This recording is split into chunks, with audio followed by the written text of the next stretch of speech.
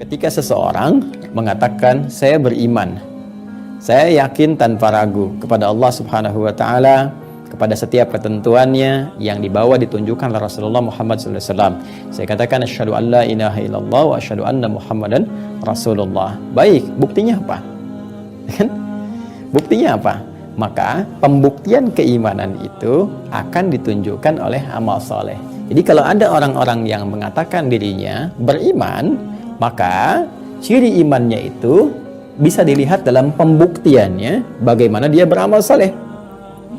Ya, baik itu terlihat dari amalan ritual, ya, ataupun amalan sosial yang nampak melalui perilaku dia, ya, dalam berkehidupan. Bisa terlihat. Ya, sekarang kita cek misalnya bagaimana Allah meminta kita membuktikan keimanan yang kita telah kokohkan, komitmenkan dalam diri kita. Ketika kita mengatakan saya beriman, maka Allah uji. Lihat, orang beriman itu alladzina yu'minuna bil ghaib wa yuqimunas shalah. Dia buktikan imannya lewat salat. Coba cek salatnya. Ya, benar enggak? Ya, makanya di surat An-Nisa kan Allah tegaskan, innas salata kanat 'alal mu'minina kitaban mawqutah. Jelas ya? Quran surah keempat An-Nisa ayat 103 itu. Ya, di ujung ayatnya innas salata kanat 'alal mu'minina kitaban mawqutah. Sungguh salat itu bagi orang-orang yang beriman itu jelas waktunya. Dia sudah mengetahui. Jadi orang beriman itu jangankan salatnya, waktu salatnya pun dia paham.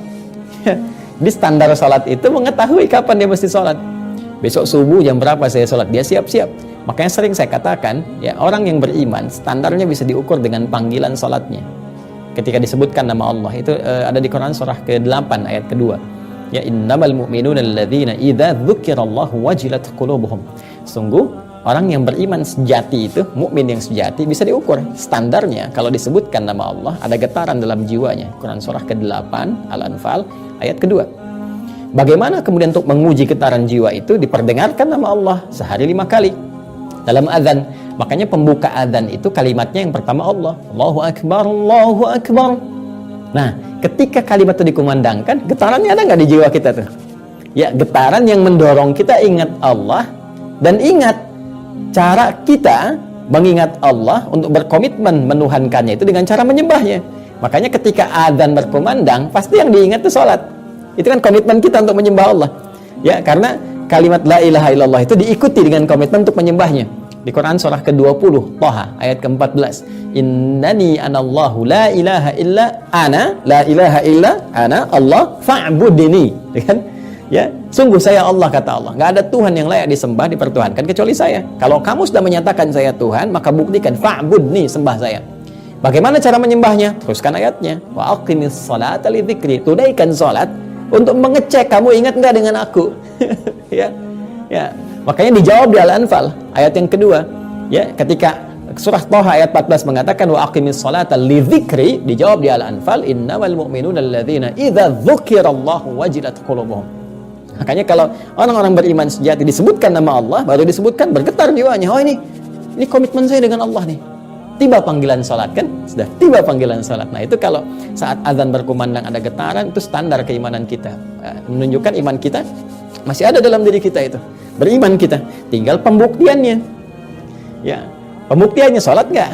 Semakin cepat merespon salatnya, semakin menunjukkan imannya bagus. Apalagi sebelum azan, ya, dia sudah melihat, oh ini jam sekian saya harus persiapkan dulu, tampilnya bagus, sholatnya baik dan sebagainya. Ini menunjukkan kekuatan imannya dalam aspek ritual. Ya, dalam aspek sosial sampai berperilaku kita dari individual sampai bersosial itu juga ada ayat-ayatnya. Dijelaskan bagaimana bersikap dengan lisan, bersikap dengan mata, bersikap dengan seluruh anggota tubuh kita. Disebutkan kalimat iman sebelum fungsi anggota tubuhnya berperilaku.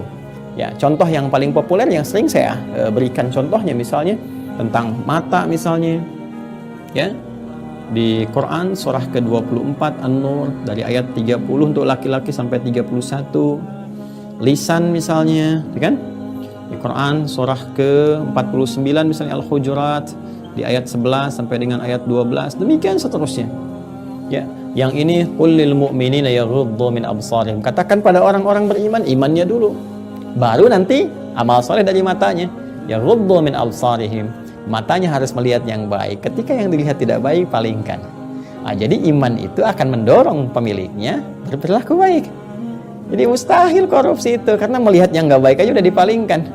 Ya, mungkin Ustadz matanya berpaling tapi tangannya begini. Tidak, karena ada ayat tangan juga yang memberikan sinyal kepada tangan untuk berperilaku baik.